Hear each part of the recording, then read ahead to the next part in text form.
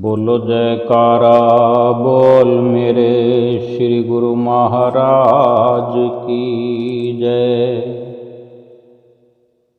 सभी गुरुमुख प्रेमियों से सप्रेम जय सच्चिदानंद। संत महापुरुष संसार में भव जल बोहित अंग, यानी संसार में भव सागर से पार उतारने वाले जहाज होते हैं। अगर संसार रूपी भव सागर से हमें पार उतरना है, इस सफ़र को भव सागर के सफ़र को तय करना है, अच्छी प्रकार से इस भवसागर से पार होकर परलोक पहुँचना है, निज धाम पहुँचना है, तो संत महापुरुष ही हमारे लिए वो जहाज के न्यायी हैं, जहाज की तरह हैं हमारे लिए कि हम जीव संत महापुरुषों के सहारे ही इस भवसागर से पार हो सकते हैं। भवसागर क्या है? बहुत जीवों को, या यूं कहें कि आम संसार को मालूम ही नहीं है कि भवसागर है क्या। जन्म और मृत्यु, इसका नाम तो हम सुनते हैं, उच्चारण भी करते हैं, बोलते हैं, फलां व्यक्ति ने आज जन्म लिया, बच्चे ने जन्म लिया, फलां व्यक्ति मृत्यु को प्राप्त हुआ, मर गया। इस जन्म मृत्यु को बार बार प्राप्त करना और इन कष्टों में डूबना, इन कष्टों में डूब जाना, डूबते रहना, बार बार उतर जाना, इस अथाह जन्म मरण अर्थात आवागमन, यानी ये आना जाना जो लगा रहता है, ये कष्ट क्लेश हैं, शोक संताप है। भवसागर में आना यानी जन्म लेना और मरना, फिर जन्मना, फिर मरना, ये बार बार का जो जन्म मरण का आवागमन का चक्कर है, आना है जाना है। और इसी प्रकार दुखों को, क्लेशों को, कष्टों को प्राप्त करते हुए इस संसार भवसागर में शोक संताप करते हुए इन पीड़ाओं से, अगर इन सब प्रकार की पीड़ाओं से, आवागमन के चक्कर से मुक्ति अगर प्राप्त हो जाए, इस मुक्ति का प्राप्त हो जाना, 84 लाख योनियों की मुश्किलों से ऊपर उठ जाना, क्या ये सरल बात है? अगर इंसान सही सही विचार करे तो ये कितना मुश्किल सफ़र है भवसागर का। और फिर एक बार नहीं जाने कितनी बार इस भवसागर में ये जीव आता रहा है, आकर फिर जाता रहा है, कितनी ही प्रकार की योनियों को प्राप्त करके दुख उठाता रहा है। ये बहुत दुख की बात है, बहुत मुश्किल सफ़र है। इसलिए संतों महापुरुषों की शरण संगति की आवश्यकता है कि संत महापुरुष ही इस भाव सागर के सफ़र को हमारे ठीक प्रकार से सफ़र करवा कर इस भव सागर से हमेशा हमेशा के लिए दुखों के सागर से हमें निकाल सकते हैं। इसीलिए संतों महापुरुषों की संगत अति आवश्यक है। और गुरुमुख प्रेमी, हम गुरुमुख प्रेमियों को तो ये सौभाग्य बड़ी सहजता से मिला हुआ है। हम कितने भाग्यशाली हैं जिन्होंने इस रास्ते पर चलकर दुख संताप से मुक्ति पाकर, त्राण पाकर, सुख से, शांति से, सच्चे आनंद का आस्वादन किया। उनके मुख से यही वाणी उच्चारण की गई। जिनको संत महापुरुषों की संगत मिल गई, मिली, जिन्होंने संतों की संगत पाई और उनके बताए रास्ते से, उनके मार्गदर्शन में चले, वो तो संत दादू दयाल जी महाराज जी कथन करते हैं कि साधु जन संसार में भव जल बोहित अंग, दादू केते उघरे जेते बैठे संग। क्या फरमाते हैं कि पूर्ण पुरुष संत जनों की सुसंगति को पाकर, उनके वचन सुनकर, मानकर, अमल करने से जीव उस युक्ति को सीख लेता है जिस युक्ति से महापुरुष खुद इस संसार में रहा करते हैं। वही युक्ति, वही तरीका संसार में रहने का हर गुरुमुख, हर जीव सीख लेता है। माया के विशाल अथाह अगम पसारे में रहते हुए भी निर्लिप्त और बंधन मुक्त होते हैं संत महापुरुष। संत महापुरुष बड़े आनंद में रहते हैं और आम संसार का हर जीव दुखी क्यों है? वो भी इसी संसार सागर में रहते हैं, वो भी इसी संसार सागर में आम लोग, पूरा संसार रहता है। फिर उनके और उनके जीवन में, जीवनचर्या में, दिनचर्या में अंतर क्यों है कि उन्हें संतों महापुरुषों को, साधु जनों को संसार में रहने का तरीका है, युक्ति है।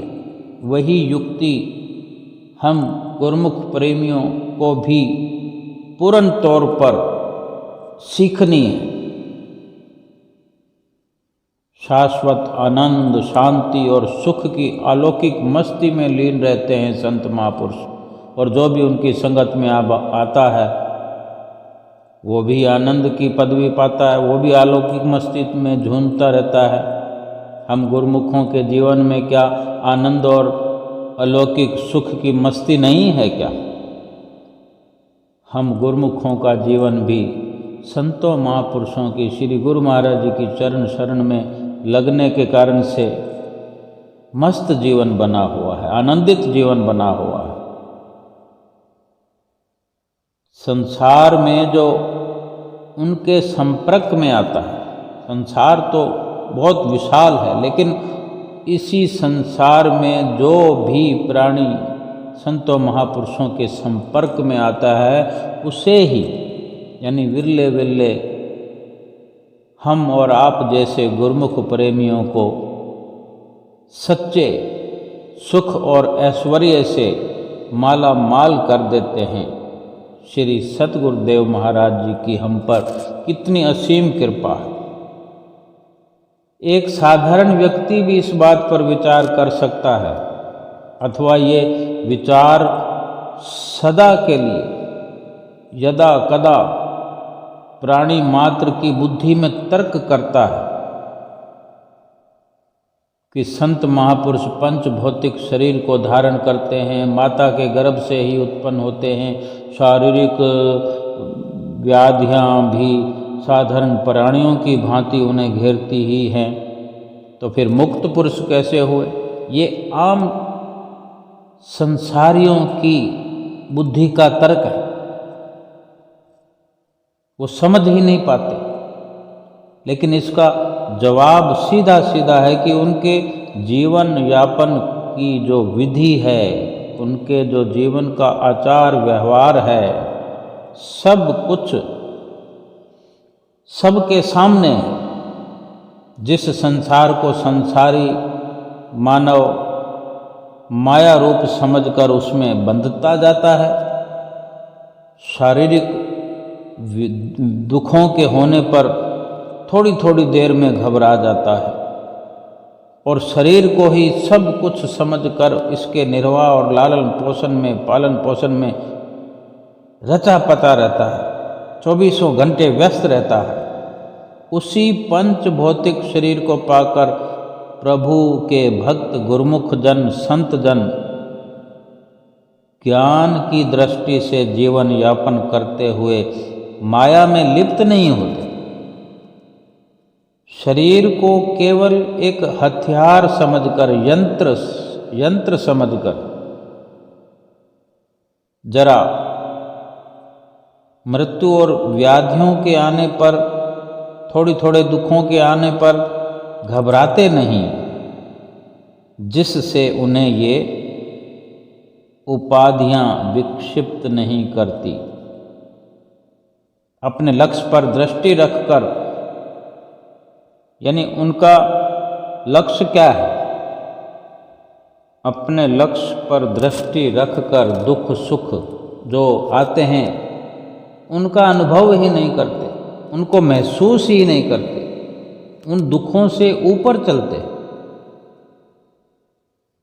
इसलिए इन सब दुखों पर, संसार की सब परिस्थितियों पर विजय प्राप्त करके मुक्त पुरुष कहलाते हैं और हैं भी। उनका लक्ष्य आम संसार से अलग है। जिसके पास जिस वस्तु का भंडार होगा वो वही वस्तु अपने भंडार से किसी को प्रदान कर सकता है, दे सकता है। संत सत्पुरुषों के पास विवेक, ज्ञान, वैराग, सदाचार और प्रभु भक्ति के गुणों का, सद्गुणों का अपूर्व खजाना है और जिसके कारण सुख, शांति और आनंद की प्राप्ति होती रहती है। यही कारण है कि उनकी संगत से अपने आप ही सुख और शांति की उपलब्धि होती है। समय समय पर महापुरुषों ने अपनी वाणियों में, अपने वचनों से आगाह किया है। संत सहजोबाई जी ने स्वयं अनुभव जो किया, अपनी वाणी में इस प्रकार प्रकट किया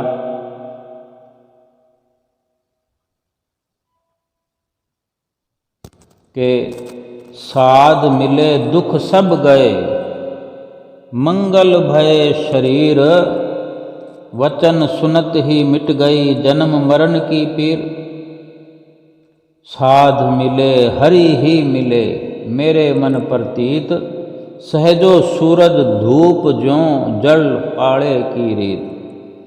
कि संत सत्पुरुषों के समागम से, उनकी संगत से, उनके मिल जाने से, उनके पावन सौभाग्य से शारीरिक कष्टों का भी निवारण हो गया, अर्थात मानव जन्म का मिलना, मानव जन्म का पाना भी सफल हो गया। उनके वचनों को सुनते ही जन्म मृत्यु यानी संसार का ये आवागमन तथा 84 लाख योनियों की दुख दुविधाओं से मुक्त हो गया।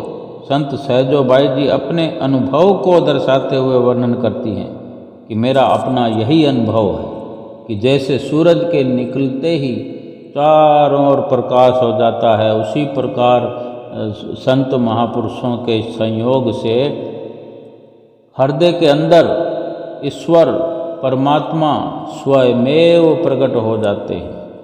जिसे ईश्वर की प्राप्ति हो गई उसे कुछ मिलना बाकी रहा क्या? यही कारण है कि संत सत्पुरुषों की संगति का मिलना अत्यंत सौभाग्यशाली समझना चाहिए। हमें गुरुमुखों को सतगुरुदाता दीनदयाल महाराज जी की चरण शरण मिली है, हम कितने भाग्यशाली हैं। क्योंकि संतों महापुरुषों की संगत, वे जो वचन फरमाते हैं हमने देखा है, संगत ग्रहण करी है कि साधारण बोलचाल की भाषा में सारे जीवन यापन के रहस्य सरलता से समझा देते हैं। मीठी वाणी में, निर्मल वाणी में, सुंदर वाणी में जीवन का सार, जीवन के राज हमें समझाते हैं। यही संत समागम का सबसे बड़ा, संतों की संगत का फल है। श्री परमहंस अद्वैत मत के प्रवर्तक हमारे श्री 108 श्री परमहंस दयाल जी की शरण संगत में अनेकों प्रेमी भक्तों ने जीवन का सच्चा लाभ उठाया। जो भी प्रेमी जिस भाव से विनय करता, उसे हर प्रकार अपने प्रवचन निधि प्राप्त हो जाती तथा अनन्य प्रेमी भक्त भी, दूसरे भी कृतार्थ हो जाते। कि जैसे किसी के अंदर कुछ विचार चलता है, कुछ भाव चलता है, कोई संशय होता है, कोई भ्रम होता है, श्री गुरु महाराज जी के चरणों में आता था पहले पातशाही गुरु महाराज जी के, तो श्री गुरु महाराज जी हमारे अंतर्यामी दाता दयाल जी उसके संशय निवारण को इस प्रकार करते कि दूसरे साथ में बैठे हुए प्रेमियों को भी इस प्रकार कृतार्थ करते कि उनके भी संशय भ्रम अपने आप नष्ट हो जाते। एक बार एक अनन्य लाला विसंधाराम ने अत्यंत नम्रता से विनती की श्री गुरु महाराज जी के चरणों में कि महाराज जी, वैराग्य कैसे उत्पन्न होता है। श्री गुरु महाराज जी ने फरमाया, ये माल मुल्क दुनिया सब ख्वाब का तमाशा, लालच अबस है करना क्या नास पर धरेगा। इमरोश ऐश कर ले फरदा तू क्या करेगा, ये हुस्न चंद रोज क्या गार में पड़ेगा। समझाया कि ये जगत तथा धन, वो भगत जी सेठ जी थे, श्री गुरु महाराज जी ने उनको उन्हीं के नज़रिए से समझाया कि ये संसार तथा धन सुपने के समान है, इसलिए इनका लालच करना बेकार है। यानी कोई संसार और संसार के धन का लालच करता है तो वो बहुत बड़ी गलती पर है। श्री गुरु महाराज ने फरमाया कि ये धन संसार स्वप्न के समान है, इनका लालच करना बेकार है, इन सब का तू क्या करेगा। आज सुख पा लेने पर आने वाले कल में क्या करेगा, क्योंकि ये सौंदर्य व शान तो कुछ दिनों की है, फिर खड्डे में गिरना है। चाहे कितनी अपनी शान बना लें, कितनी सुंदरता बना लें, आखिर तो खड्डे में गिरना है। कितने सरल शब्दों में समझाते हैं कि मिथ्या दृष्टि और अत्यंत शोक यानी दुख से वैराग उत्पन्न होता है। मिथ्या दृष्टि और अधिक दुख से वैराग उत्पन्न होता है। मिथ्या दृष्टि एक तो विवेक से पैदा होती है, अर्थात जब इंसान को सत्य असत्य का हाल समझ में आ जाए, सत्य और असत्य की समझ आ जाए, परख हो जाए, तो असत्य की ओर घृणा की नज़र बन जाती है, असत्य की ओर घृणा उत्पन्न हो जाती है, नफरत पैदा हो जाती है, उससे दूरी बनाने लगता है। ये वैराग की जो भगत जी ने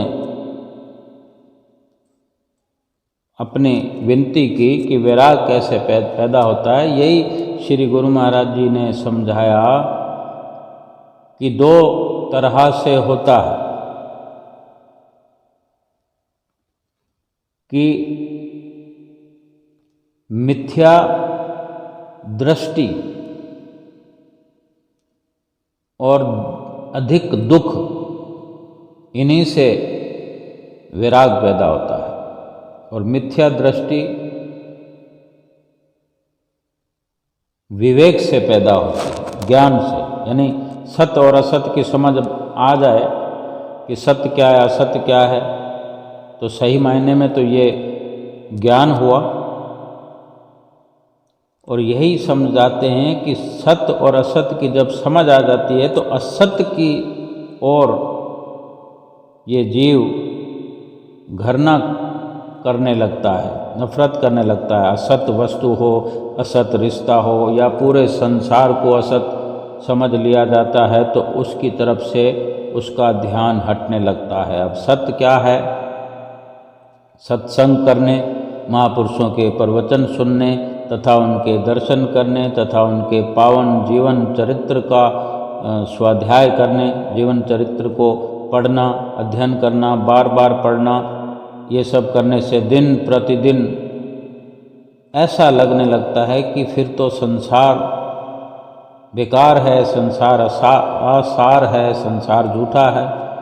संतों महापुरुषों की वाणियों में, संतों के सत्संग में, उनकी संगत में जो कुछ भी आनंद आता है वो संसार से परे की बात है, संसार से अलग रहने की बात है। फिर वो संसार मिथ्या प्रतीत होने लगता है। सुमरन में, भजन अभ्यास में प्रवृत्ति और इंद्रियों के रस भोगों के प्रति निवृत्ति होने लगती है।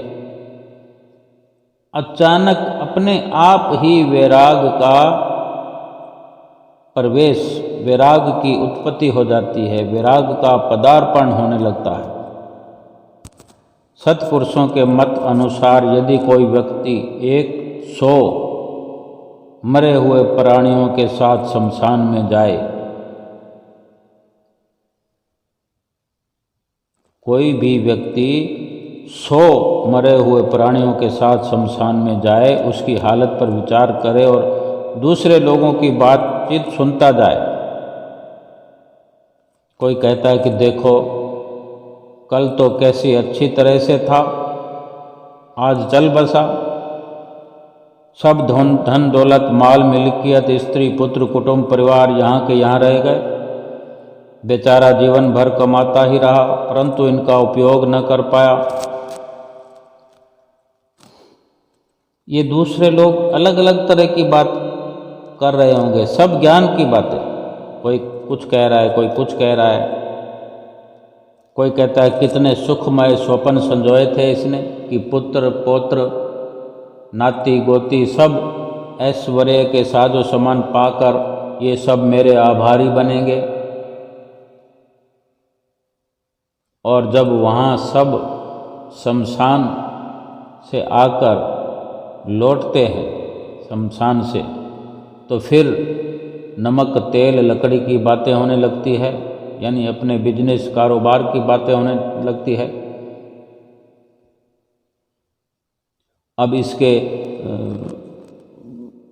और जो मर गया है उसके भी साथ में यही बातें करेंगे कि अब ये आज का कार्यक्रम तो हो गया, अब चौथा है कोई तीसरा करता है, कोई चौथा करता है, रस्म पगड़ी करता है। अब उसके तीजे में क्या सामान होगा, अब 13वीं पर लड्डू कचौड़ी क्या मिठाई बनानी है, किन किन को बुलाना है, ये सब करना पड़ेगा। ब्राह्मणों को इस तरह का दान देना ज़रूरी है, और नुक्ता में ये खर्च करना है, ये करना है। इन दोनों तरह की बातों पर विचार करता रहे। जो व्यक्ति 100 लोगों के मरने पर लगातार शमशान जाता रहे, आता रहे, 100 के 100 लोगों के साथ जाने पर यही बातें सुनने को मिलेगी। और ये जीव इंसान इन दोनों तरह की बातों पर विचार करता रहे और संत सत्पुरुषों की शरण संगत में जाकर प्रभु भक्ति के यथार्थ रास्ते को समझे, तो संसार का वास्तविक स्वरूप प्रतीत हो जाएगा।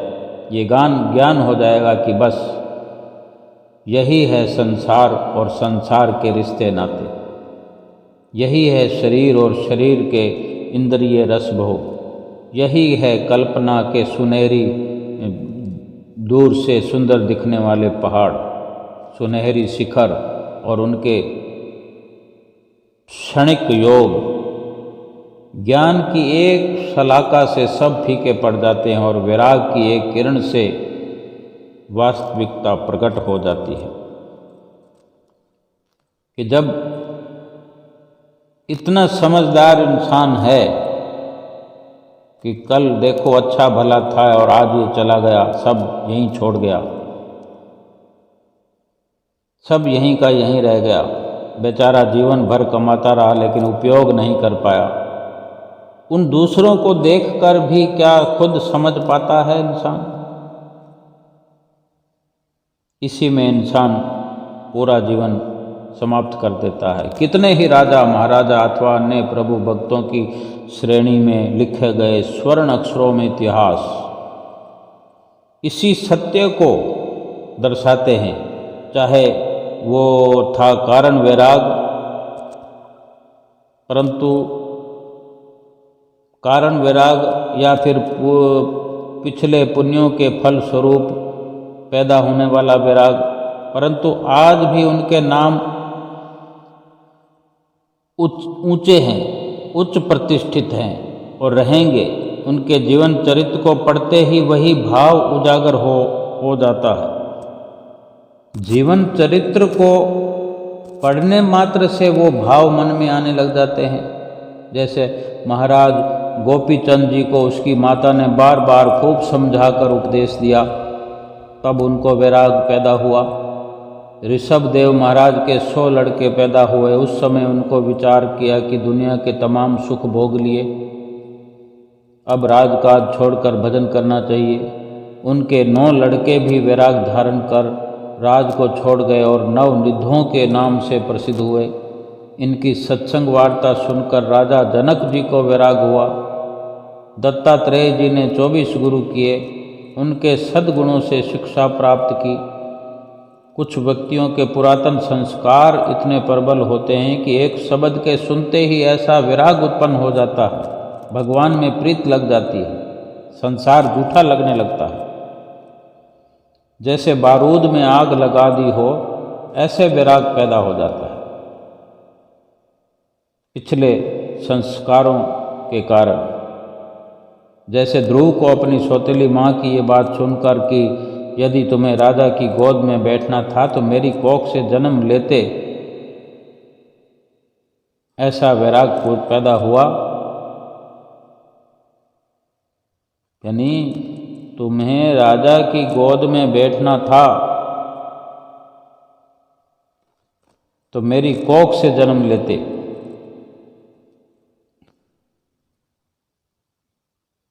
ऐसा वैराग पैदा हुआ कि बचपन में ही सब कुछ छोड़कर चले गए।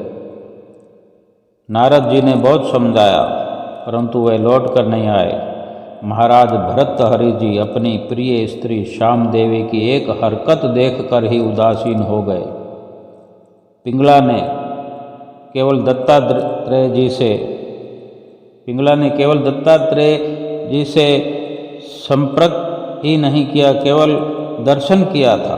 दर्शन मात्र से ही ऐसा वैराग हुआ और ऐसे ऊंचे दर्जे पर पहुंची कि जो बड़े बड़े महात्माओं को प्राप्त नहीं हुआ। स्वयं दत्तात्रेय जी ने उनकी प्रशंसा की और उसे गुरु धारण किया।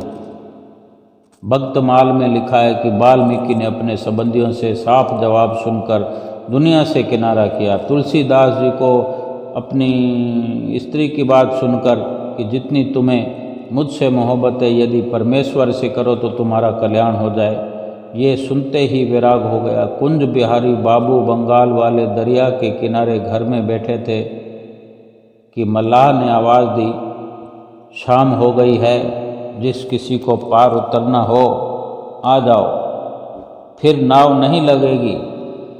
ये आवाज़ सुनते ही ऐसा विराग हो गया कि नंगे पांव और नंगे सिर घर से निकल आए और नाव में बैठकर दरिया पार कर वृंदावन की राह ली।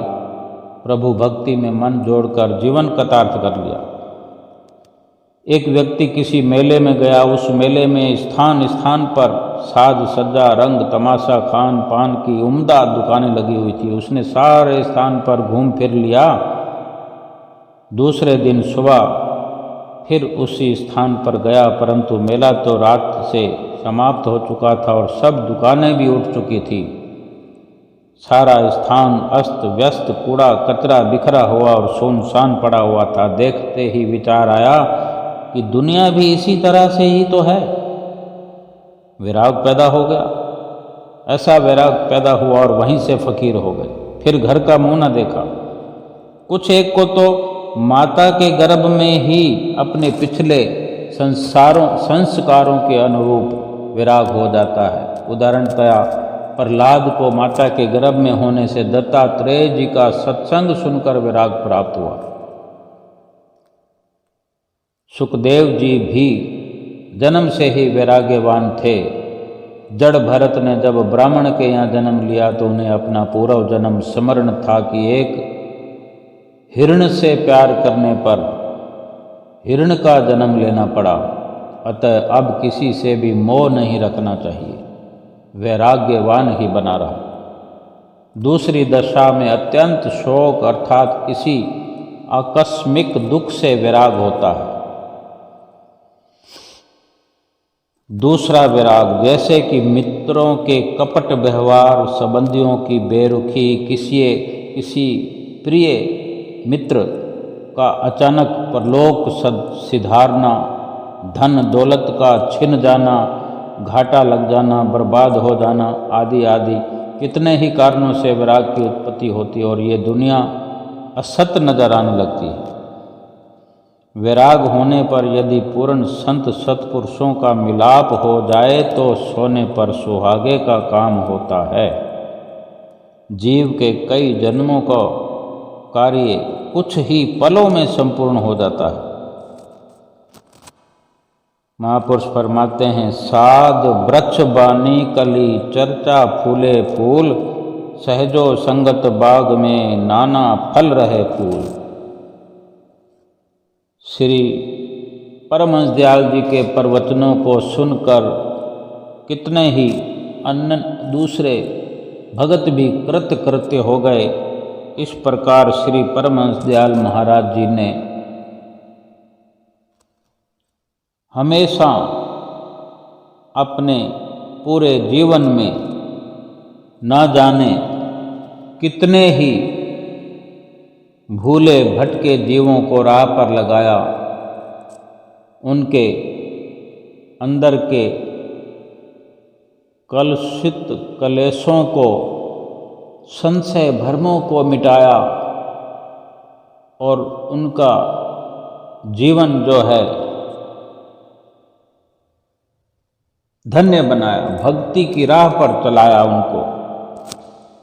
और जो श्री आनंदपुर दरबार की रचना करके आज हम देख रहे हैं, नित्य प्रति हर पल की पूरी त्रिलोकी में श्री आनंदपुर दरबार लासानी दरबार है। ये श्री परमहंस दयाल महाराज जी ने ही अपनी अनुकंपा से,